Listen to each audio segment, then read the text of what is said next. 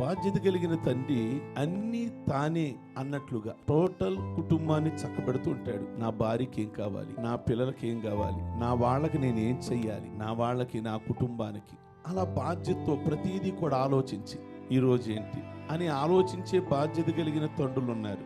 Same టైంలో బాధ్యత లేని తండ్రులు కూడా ఉన్నారు. నా భార్యే కూరగాయలు తెచ్చుకుంటారు, నా కొడుకే ఉద్యోగం చేస్తాడు అని పట్టనట్లుగా ఉన్నవాళ్ళు కూడా సమాజంలో లేకపోలేదు.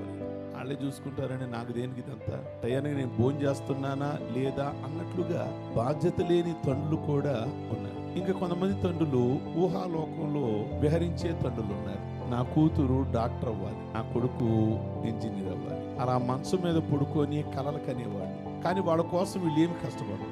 నీ కూతురు గొప్పది అవ్వాలి, నీ కుమారుడు గొప్పవాడు అవ్వాలి అని కలల కంటే అవ్వదు కదా. సోక్రటీస్ ఉన్నాడు. సోక్రటీస్ వాళ్ళ నాన్న చాలా కష్టపడ్డాడు, రాళ్లే కుట్టాడా, కష్టపడ్డాడా, కొడుకుని చదివించాడు సోక్రటీస్. అతను ప్రపంచ మేధావి, తత్వజ్ఞానిగా మారాడు.